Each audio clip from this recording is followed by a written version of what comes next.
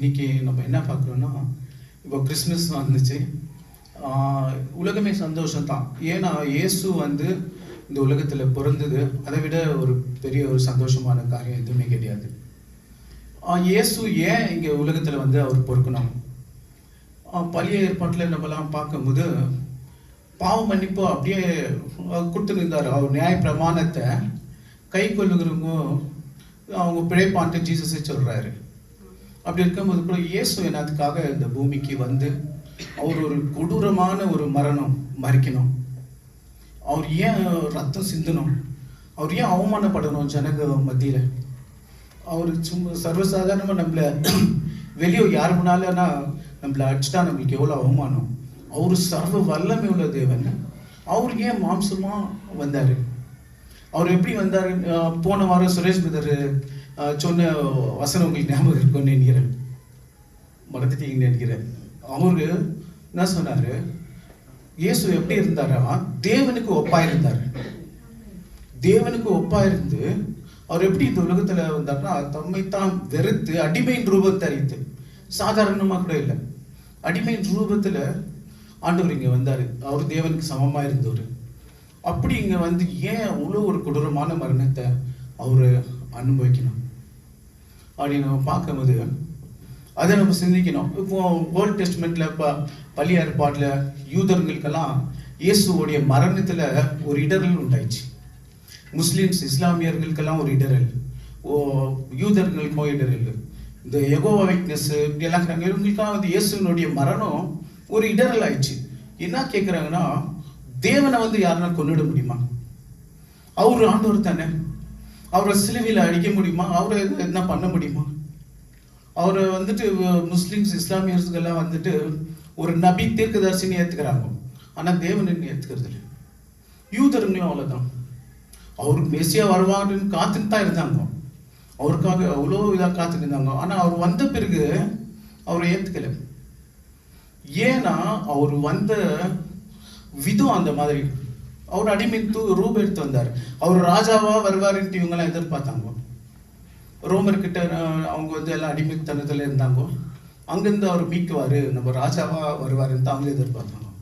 ஆனால் இயேசு கிறிஸ்து அதுக்கு முன்னாடி அவர் வந்து இந்த பூமியில் ரத்தம் சிந்த வேண்டியதாக இருந்தது. நம்ம யாருக்குன்னா சொன்னாக்கா என்ன சொல்கிறாங்கன்னா, ஏன் உங்கள் ஆண்டவர் எப்பப்பா ரத்தம் ரத்தம் ரத்தம் ரத்தம் காட்டேறியா நம்ம கடவுள்? அப்படி இல்லை. ரத்தம் சிந்துதல் இல்லாமல் பாவ மன்னிப்பு இல்லை. ஏன் ரத்தம் சிந்துதல் இல்லை? ஆண்டவர் அப்படியே மன்னிப்பு கொடுக்கறதுக்கு அவருக்கு அதிகாரம் இல்லையா? அவர் இந்த உலகத்தை உண்டாக்குனாரு. பிசாசால ஒன்றும் அவரை கேள்வி கேட்கவே முடியாது. ஆதாம் தோட்டத்தில் வந்து அவங்க சர்ப்பம் மூலியமாக வரான்னா கூட ஆண்டவருக்கு தெரியாதெல்லாம் ஒன்றும் வரல. அவர் சர்வ ஞானம் உள்ள தேவன். அவருக்கு மறைவானது ஒன்றுமே இல்லை. ஃபர்ஸ்ட் அவர் ஞானம் எப்படி, அவருடைய வல்லமை எப்படி இருந்தது எல்லாம் நம்ம புரிஞ்சுக்கணும். அவருக்கு மறைவா எதுவுமே பண்ண முடியாது. அவர் அனுமதிச்சிருந்ததுனால தான் பிசாசு ஆதம் கிட்ட வரான். எல்லாம் இன்னைக்கு வரைக்கும் ஆண்டவர் வந்து மனுஷன் தப்பு பண்ணிட்டான், பிசாசுனால தான் எல்லாமே பாவம் உண்டாச்சுன்னா அவனை கட்டி நரகத்தில் தூக்கி கூட அவரால் முடியும். இப்போ வரைக்கும் ஏன் விட்டு வச்சுக்கிறாரு ஆண்டவர்? அதுக்கெல்லாம் ஒரு வேலை இருக்குது மனுஷனுக்கு. ஆண்டவர் வந்து எதுவுமே ஆண்டவர் வந்து இப்படி திரும்பி பார்த்தா கூட ஒரு அர்த்தம் தான். அவர் சும்மா எல்லாம் கீழே குனிஞ்ச அர்த்தம், எழுதுனாலும் அர்த்தம், அவர் அர்த்தம் இல்லாத ஒரு வாழ்க்கை வாழ்றதே கிடையாது. அப்படி இருந்த ஆண்டவர் இந்த பூமியில ஏன் இப்படி ரத்தம் சிந்தணும் அப்படின்னு சொல்லிட்டு நம்மளோட எல்லாரும் கேள்வி இருக்குது. இஸ்லாமியர்கள்லாம் வந்து இப்போ இங்கே வரணும்னாக்கா அவங்களுக்கு வந்து யெகோவா விட்னஸாக இருக்கட்டும், இந்துக்களாக இருக்கட்டும், யாருக்குமே சரி கடவுள்கிட்ட வரணும்னா அவங்களுக்கு ஒரு ரீசன் கேட்குறாங்க. ஏன்ப்பா ஆசீர்வதிக்குவாரு ஆண்டவர்னா, நம்மளை விட எனக்கு தெரிஞ்சு உலக மக்கள் தான் ரொம்ப ஆசீர்வாதமாகறாங்க. அவங்க இப்போ நீங்கள் எடுத்துக்கோங்க, எல்லாருமே பெரிய பெரிய பணக்காரங்க, எல்லாரும் ஆண்டவர் புள்ளிங்க கிடையாது. அவங்களுடைய புள்ளிங்கெல்லாம் ஞானமாக பொறுக்குது, நல்ல அழகாகவும் பொறுக்கிறாங்க. நம்மளை விட எல்லாமே எல்லாம் உலக பிரகாரமான எல்லா காரியத்திலும் நம்மளை விட ஆசீர்வாதமாக தான் இருக்கிறாங்க எனக்கு தெரிஞ்ச வரைக்கும். நம்ம கொஞ்சம் கீழே தாக்குறோம். பெரிய பணக்காரங்க லிஸ்ட்ல நீ பாரு யாருக்கு இருக்கு இன்னைக்கு? இந்த ஆசீர்வாதத்துக்காக இயேசு வரல, இந்த ஆசீர்வாதத்தை கொடுக்கறதுக்காக. இது எல்லா ஜனங்களுக்கும் ஆண்டவர் கொடுக்குறாரு, எல்லாம் அவருடைய சிஸ்டிங்கும். இப்போ அவங்களுக்கு கொடுக்கறது கூட நம்ம ஆண்டவர் தான். அவன் இந்து கடவுளை கும்பிட்டோம், அவன் எந்த கடவுளைனா கும்பிட்டோம், தேவனிடத்துல இருந்து தான் எல்லாம் நல்ல ஈவு வர்றது எல்லாமே அவர்கிட்ட இருந்து தான் பைபிள் சொல்லுது. அவங்களுக்கு ஆசீர்வதிக்கிறது, அவங்களுக்கு நல்ல குழந்தை கொடுக்கறது எல்லாமே நம்ம ஆண்டவர் தான். நம்ம ஆண்டவர் மிகவும் அன்புள்ளவர், இரக்கமுள்ளவராக இருக்கிறாரு. எல்லாரு மேலேயும் வெயில கொடுக்குறாரு, எல்லாருக்கும் வந்து மழையை கொடுக்குறாரு, அந்த மாதிரி எல்லாருக்கும் ஆசீர்வாதம் கொடுக்குறாரு. ஒருத்தரும் பூமியில இருக்கிற எந்த ஒரு ஜீவனுக்கும் வந்து ஆண்டவர் பசியா விடுறதுல எல்லாத்துக்கும் கொடுக்குறாரு, அவர் தான் கொடுக்குறாரு. இதுக்காக இயேசு வரல, வியாதியை குணமாக்கணுன்றதுக்காகவும் வரல. டாக்டர் கிட்ட போனா வியாதி ஆட்டோமேட்டிக்காக குணமாகுது இல்லையா? இதுக்காக எல்லாம் இல்லை. இயேசு எதுக்காக இந்த பூமியில வந்தாருன்னா நம்ம வாசிக்கலாம். ரோமர்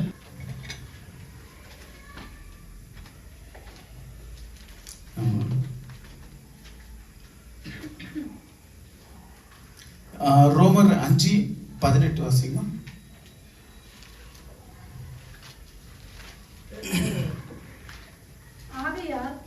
ஆகையால் ஒரே மீறுதலினாலே எல்லா மனுஷருக்கும் ஆக்கினைக்கு ஏதுவான தீர்ப்பு உண்டானது போல ஒரே நீதியினாலே எல்லா மனுஷனுக்கும் ஜீவனை அளிக்கும் நீதிக்கு ஏதுவான தீர்ப்பும் உண்டாயிற்று. அப்போ நீங்களே நல்லா யோசனை பண்ணி பாருங்க. ஆதாம் அவர் ஒரே மனுஷன் தான் பாவம் செஞ்சாரு.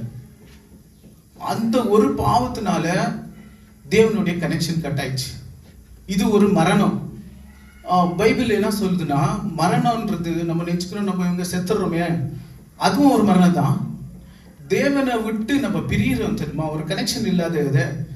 நீங்க வேணும் மத்தேயு 8:22 படிங்க. ஜீசஸ் என்ன சொல்றாருன்னு பாருங்க. மத்தேயு 8:22. அதற்கு இயேசு மரித்தோர் தங்கள் மரித்தோரை அடக்கம் பண்ணட்டும், நீ என்னை பின்பற்றி வா என்றார். இப்போ செத்துவன் அடக்கம் பண்ண முடியுமா?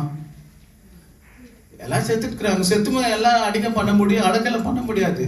ஜீசஸ் அங்க சொல்றாரு, அவர் சும்மா சொல்லல, செத்துவன் அடக்கலை பண்ணட்டும், நீ என் பின்னால வான்றாரு.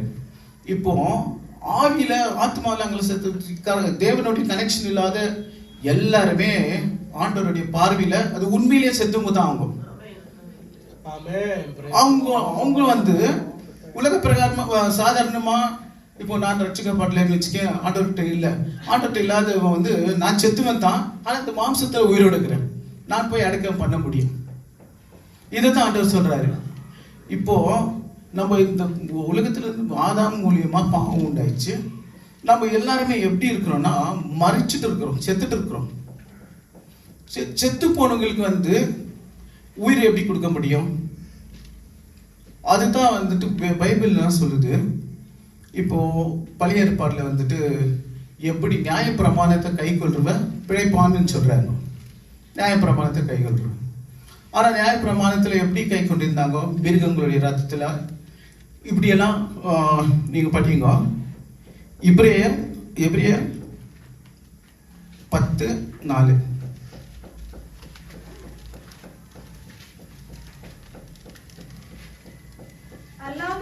அல்லாமலும் காளை வெள்ளாட்டு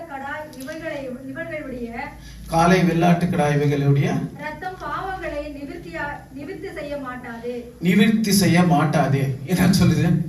ஓல்ட் டெஸ்ட்மென்ட்ல வந்துட்டு இந்த பாவ நிவாரண பலி நீங்க செலுத்தினா அந்த பாவம் உங்களுக்கு நீக்கப்படும் சொல்றாரு. ஆனா இங்க என்ன சொல்றாரு? வெள்ளாட்டுக்கடா காலை இதனுடைய ரத்தத்தினால மனுஷனுடைய பாவம் நிவர்த்தி ஆகாது. பைபிள் திட்டவட்டமா நம்மளுக்கு சொல்லுது. ஏன் நிவர்த்தி ஆகாதுன்னா, இந்த ஆடு மாடுங்க கூட இந்த பூமியில வந்து ஆதாம் தப்பு பண்ணும் போது பூமியை சபிக்கப்பட்டுருச்சு, எல்லாமே அதோடு இருந்தது, எல்லாமே சபிக்கப்பட்டுருச்சு. அதனால உயிர் கொடுக்க முடியாது. அப்போ எப்படி ஒரு மனுஷனுக்கு உயிர் கொடுக்க முடியும்? லேவியராகம் 17:11 படிக்கலாம்.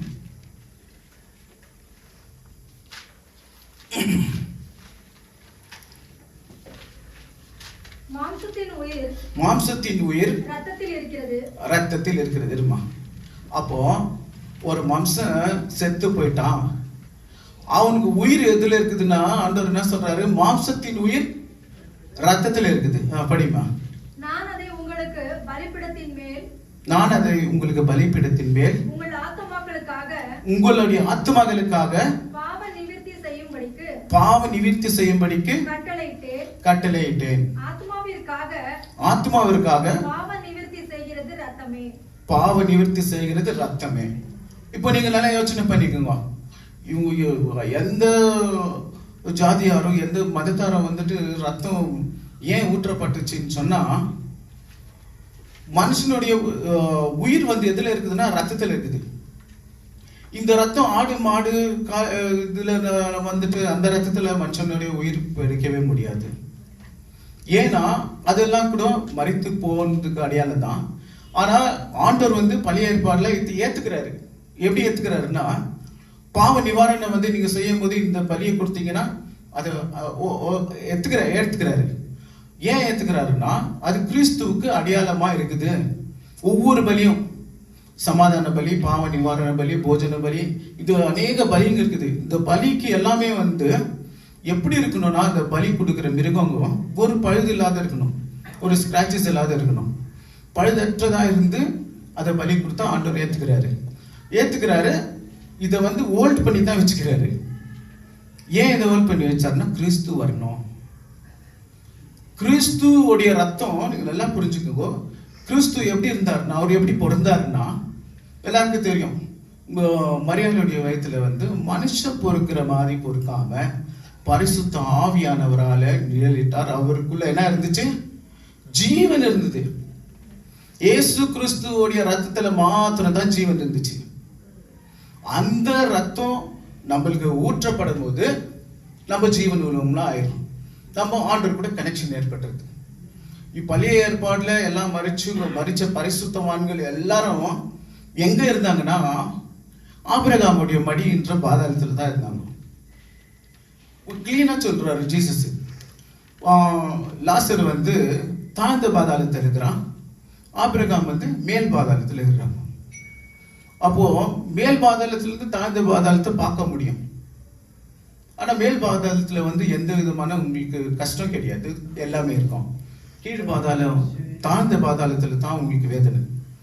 அப்போ இவங்கெல்லாம் எங்க இருந்தாங்கன்னா, பழைய ஏற்பாட்டில் இருக்கிற எல்லா பரிசுத்தவான்களும் தாழ்ந்த பாதாளத்துல இருந்தாங்க. இயேசு மரிச்சிட்ட பிறகு அவங்க எல்லாம் என்ன பண்ணாங்க? பரதேசி கிட்ட போயிட்டாரு ஆண்டவர். என்ன சொல்றாரு? கல்லுன அந்த கல்லனுக்கு என்ன சொல்றாரு? அந்த கல்லை வந்து என்ன சொல்றான்? இயேசுவை பார்த்து அவன் வந்து பக்கத்துல இருக்கிற இவன்ட்ட சொல்றான், நம்ம வந்து செஞ்ச பாவத்துக்கு நம்மளுக்கு சரியானது தான் தண்டனை, ஆனா அவரு ஒண்ணுமே செய்யாதவரு அப்படின்னு சொல்லும்போது, நீங்க போகிற இடத்துல என்ன நினைச்சுக்கோட்டான். பாவத்தை அறிக்கையிட்டு ஆண்டவர்கிட்ட சொல்றான். ஆண்டவர் என்ன சொல்றாரு? அப்போ இன்று நீ என்னோட கூட பரதேசியில் இருப்பாய். ஓப்பன் ஆயிடுச்சு பரதேசி.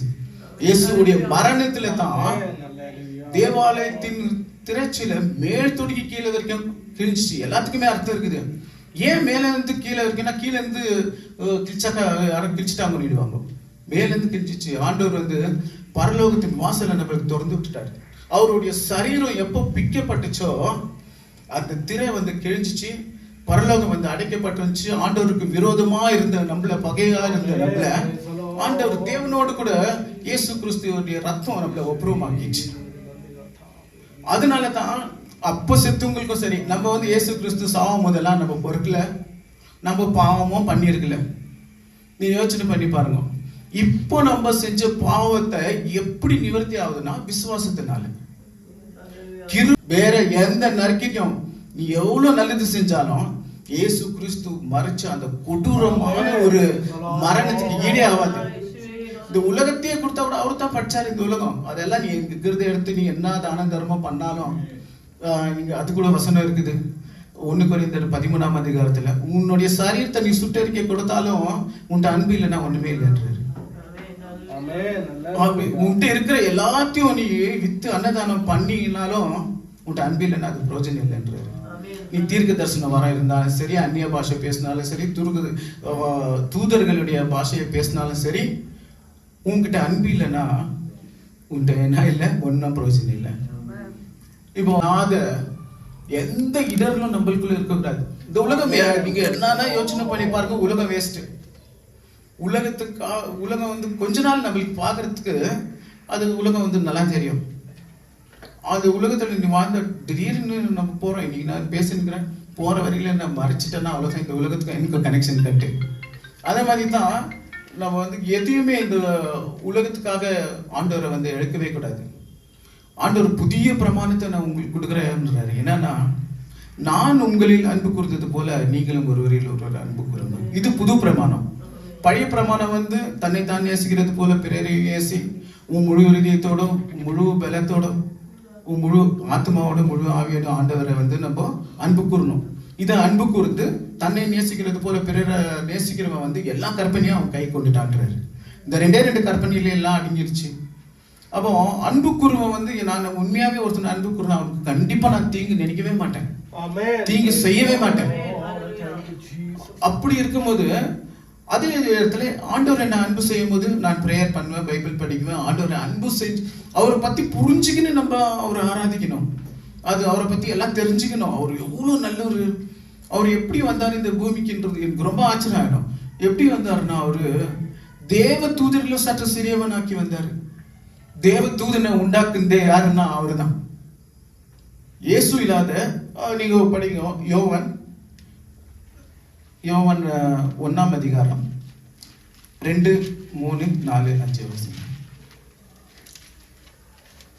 2ல அவர் ஆதியிலே தேவனோடு இருந்தார். அவர் ஆதியிலே தேவனோடு இருந்தார். சகலமும் அவர் மூலமாய் உண்டாயிற்று. சகலமும் அவர் மூலமாய் உண்டாயிற்று. உண்டானதொன்றும் அவராலே அல்லாமல் உண்டாக்கவில்லை. உண்டானது ஒன்றும் அவராலே அல்லாமல் உண்டாக்கப்படவில்லை. அவருக்குள் ஜீவன் இருந்தது. அவருக்குள் என்ன இருந்தது? ஜீவன் இருந்தது. அந்த ஜீவன் மனுஷனுக்கு ஒளியாய் இருந்தது. அந்த ஜீவன் மனுஷனுக்கு ஒளியா இருந்தது. இதெல்லாம் வந்து நம்மளுடைய வாழ்க்கையில ரொம்ப சிந்திக்கணும். இயேசு கிறிஸ்து இந்த உலகத்துல அவர் வரும்போதே அவர் ஜீவன் உள்ளவரா வந்தாரு. ஆனா அவர் எப்படி வந்தாருன்னா, தேவ தூதரில் சற்று சிறியவனாக்கி வந்தாரு. தேவ தூதனுக்கு தெரிகிற காரியம் கூட அவருக்கு மறைக்கப்பட்டுருச்சு. சொல்ல போனா அந்த அளவுக்கு அவர் தாழ்மை வந்தார். ஏன்னா இயேசு ஒரு இடத்துல சொல்றாரு, அவருடைய 2வது வருகையை பார்த்து என்ன சொன்னா, நான் எப்போ வருவேன்னு யாருக்கும், என் பிதாவை தவிர யாருக்கும் தெரியாது, தூதருக்கும் தெரியாது, என் மனுஷகுமாரனுக்கும் தெரியாதுன்னாரு. அவர் பொய் சொல்றாரா? அவர் பொய் சொல்லவே மாட்டாரு. அவருக்கு பிதாவாகிய தேவன் மறைக்கப்பட்டார். ஏன்னா இந்த அவருடைய நீதி, அவர் பிதாவாகிய தேவனுடைய நீதி ரொம்ப கண்ணியமானது, பரிசுத்தமானது. இயேசு இப்படித்தான் வரணும்ன்ற பிறகு அவருக்கு மறைக்குவாரு. அவர் இப்படித்தான் நுறக்கப்படணும், இப்படித்தான் நோவுனால அடிக்கப்படணும்னா அவர் கண்டிப்பா அவர் நோவுனால துடிச்சாரு. இதெல்லாம் அவர் ரொம்ப நீதி உள்ளவர். அவர் எப்படி அவர் எல்லாத்த விட ஃபர்ஸ்ட் அன்பு செலுத்துதுன்னா, பிதாவாகிய தேவன் தம்முடைய குமாரனை, ஒரே பேரான குமாரனை நம்மளுக்கு தந்தருளி இவ்வளவாய் உலகத்தின் மேல அன்பு செலுத்தினவர் தேவன். அந்த அன்பை தான் யாருமே பழைய ஏற்பாடுலையோ புரிஞ்சுக்கல. எல்லாம் ஆண்டவர் செய்யற அன்பை வந்து புரிஞ்சுக்கல. செங்கடலை அப்படியே பிரிச்சாரு, 1 கிலோமீட்டர் அளவுக்கு அப்படியே நிக்க வச்சாரு. எல்லாரும் போனாங்க. பின்னால வந்து எதிரிங்க தொட்டின்னு வந்துங்கிறாங்க, ஆயுதத்தோட வெட்டி போட்டிருக்குவாங்க. அது எல்லாத்தையும் ஆண்டவர் என்ன பண்ற, அவங்க கிட்ட இருந்து எல்லாம் தப்பிக்க வச்சு இன்னும் வந்து வெளியே விட்டாரு. இவங்களெல்லாம் பின்னால வந்து இவங்களெல்லாம் கொண்டு போட்டாரு. இவ்வளோ ஒரு நல்ல காரியம் எல்லாம் செஞ்சாங்க. ஆனா கொஞ்ச நேரத்துல அவங்களுக்கு தண்ணி இல்லைன்னா முறுமுறுக்கிறது. அந்த அன்பு எங்க போச்சு? அந்த இது நன்றியே இல்லை. அதுதான் ஆண்டவர் என்ன சொல்றாரு, ஒரு பாவி மன திரும்பும் போது அவர் பரலோகமே கொண்டாடுது. நம்ம மன திரும்ப இந்த புதிய ஏற்பாடுல உண்டான சந்தோஷம் தான் ஆண்டவருக்கு ரொம்ப பெரிய சந்தோஷம். இங்கதான் அன்புவே ஸ்டார்ட் ஆயிடுச்சு. பவுலே சொல்றாரு, கிறிஸ்துவின் அன்பை விட்டு என்னை பிரிப்பவன் யார்? ஆரம்பிக்க முடியாது. பழைய ஏற்பாடுல அப்படியெல்லாம் கிடையவே கிடையாது. பழைய ஏற்பாடுல ரொம்ப அன்பு செலுத்துன்னு எனக்கு தெரிஞ்ச வரைக்கும் தாவீது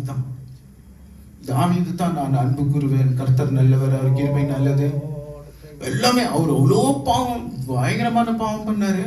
ஆனா ஆண்டவர் என்ன சொல்றாருன்னா, தாவீதை அவன் என்னுடைய இருதயத்திற்கு ஏற்றவன், அவருடைய மனசை புரிஞ்சுக்கிறான்றாரு, அந்த அன்பை புரிஞ்சுக்கிறான்றாரு. அந்த மாதிரி இப்போ எல்லாம் பழைய ஏற்பாடுல நிறைய பேருக்கு நல்ல நல்ல பேர் இருக்குது. யோபுக்கு உண்மையும் உத்தமமானவன். அதே மாதிரி ஆபிரகாமுக்கு விசுவாசத்தின் தகப்பன். மோசே தேவனுடைய வீட்டில் எங்கும் உண்மையுள்ளவன், எலியா தேவனுக்கு முன்பாக நிற்கிறவன், இப்படி எல்லாம் பேர் இருக்குது. ஆனா தாவீது அவருக்கு வந்துட்டு தேவன் என்னுடைய இருதயத்துக்கு ஏற்றவன் என்றார். அப்போ ஆண்டவர் விரும்புகிற காரியம் என்னன்னா, ஒன்னே ஒன்று நீங்க நம்ம புரிஞ்சுக்கணும்னா, அன்பு. அவரை அன்பு செய்யணும். அவரை அன்பு செய்யறது போல ஒருத்தர் அன்பு செய்யணும். அந்த அன்பை நம்ம அன்பு செலுத்தும் போது நம்ம கண்டிப்பா எல்லா கற்பனையும் நம்ம கைக்கு வருவங்களா இருக்கணும். இன்னைக்கு நம்ம இயேசு எதுக்காக வந்தாருன்ற விஷயம் நம்மளுக்கு தெரிஞ்சிச்சு. இன்னொன்று வந்து இஸ்லாமியர் ஆகட்டும், இல்லை எகோவா விட்னஸ் ஆகட்டும், இவங்கெல்லாம் வந்து என்ன சொன்னாலும் பழைய ஏற்பாடுனுடைய இதை அவங்க சொல்லுவாங்க. ஆனால் உயிர் எதில் இருந்துச்சுன்னா இயேசு கிறிஸ்துவோடைய ரத்தத்தில் இருந்துச்சு. ஏன்னா கனெக்ஷன் கட் ஆயிடுச்சு கடவுள் கூட. மனுஷனுக்கு இது உயிர் கொடுக்கணும்னா அந்த உயிர் உள்ள ரத்தம் நம்மளுக்கு வேணும். நீ அதுக்கு இப்போ எதுவுமே இல்லை, நீ விசுவாசிக்கணும், அவ்வளவுதான். ரொம்ப சிம்பிளா பண்ணி விட்டாரு. நியாயப்பிரமாணத்தை கை கொள்ளா நீ பரலோகம் போலாம், ஜீவன் பொழிச்சுக்கலாம். ஆனா அதை கை கொள்ள முடியாது. பைபிள்ல நல்லா கிளீனா சொல்லுது, ஒரே ஒரு பிரமாணத்தை மீறினா நீ எல்லாத்துலயும் மீறினவனா இருக்குவேன்றது. விபச்சாரம் செய்யாது இருப்பாயாக சொன்னவர் தான் நீ கொலையும் செய்யாது இருப்பாயாக. உன் சகோதரனை நீ காரணம் இல்லாத பகைக்க கூடாதுன்னாரு. அவன் பகைச்சிட்டானா அவனுக்கு பரலோகம் கிடையாது. இப்படி எல்லாம் ஆண்டவர் எல்லாம் நம்மளுக்கு ரொம்ப ஈஸி பண்ணி விட்டுட்டு ஆண்டவர் என்ன பண்ணிட்டாருன்னா, எப்பவுமே ஒரு நியாய பிரமாணம் சட்டம் இதெல்லாம் இருக்கும்போது அந்த சட்டத்தை மீறும் போது ஒரு பின்னால ஒரு தண்டனை வந்துனே இருக்கும் இல்லையா? அந்த தண்டனையை அவரு ஏத்துக்குன்னு நம்மள ரிலீஸ் பண்ணி விட்டாருன்னு அர்த்தம். இதை நம்ம புரிஞ்சுக்கின்னு அப்போ ஆண்டவரை நம்ம எவ்வளவு மகிமைப்படுத்தணும், அவருக்கு எவ்வளவு உண்மையா இருக்கணும். ஒருத்தர் யாரு மேலேயும் என்ன மாதிரி நம்மளுக்கு தீங்கு செய்யறவங்க மேலேயும் நம்ம கசப்பு வைராக்கியம் வச்சுக்கவே கூடாது. நம்ம வந்து அன்பா, கிறிஸ்துவனுடைய அன்பு ரத்தம். இது வரைக்கும் பவுல் சொல்றாரு, இது வரைக்கும் நீங்க ரத்தம் சிந்தலப்பா. ஏன்னா கிறிஸ்துவோடைய அன்பு வந்து கண்டிப்பா இன்னொருத்தருக்காக உயிர் கொடுக்குற அன்பு. இயேசுக்காக நீங்க உயிர் கொடுக்காத ஜனங்க நினைக்காத.